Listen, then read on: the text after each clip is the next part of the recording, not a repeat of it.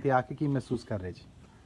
ਦੇਖੋ, ਮੈਂ ਸ਼ਾਇਦ ਸ਼ਬੀਰ ਸਾਹਿਬ ਦਾ ਤੋਂ ਸ਼ੁਕਰਗੁਜ਼ਾਰ ਹਾਂ ਕਿ ਅੱਜ ਤੋਂ 12-13 ਸਾਲ ਪਹਿਲਾਂ ਉਹਨਾਂ ਨੇ ਸੋਸ਼ਲ ਮੀਡੀਆ ਦੇ ਰਾਹੀਂ ਸਾਰੇ ਜਿਹੜੇ ਲੋਕੀ ਉੱਜੜ ਕੇ ਆਏ ਤੇ ਉੱਜੜ ਕੇ ਗਏ, ਉਹਨਾਂ ਨਾਲ ਰਾਬਤਾ ਬਣਾਉਣ ਦੀ ਕੋਸ਼ਿਸ਼ ਕੀਤੀ।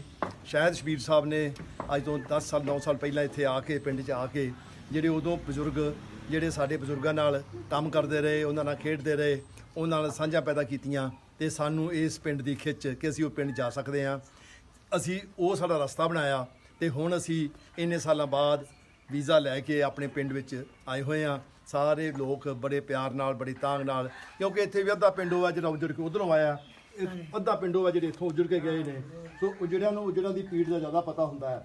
ਜਿਹੜੇ ਉੱਥੇ ਪਹਿਲਾਂ ਪੀੜੀ ਪੁਸ਼ਤੀ ਰਹਿ ਰਹੇ ਹੁੰਦੇ ਨੇ ਉਹਨਾਂ ਨੂੰ ਸ਼ਾਇਦ ਉਹ ਤਕਲੀਫ ਉਨੀ ਮਹਿਸੂਸ ਨਹੀਂ ਹੁੰਦੀ ਜਿੰਨੀ ਉਹਨਾਂ ਨੂੰ ਹੁੰਦੀ ਹੈ ਜਿਹੜੇ ਆਪਣੇ ਘਰਾਂ ਤੋਂ ਜਿਹੜੇ ਇੱਥੇ ਆਏ ਹੋਏ ਨੇ।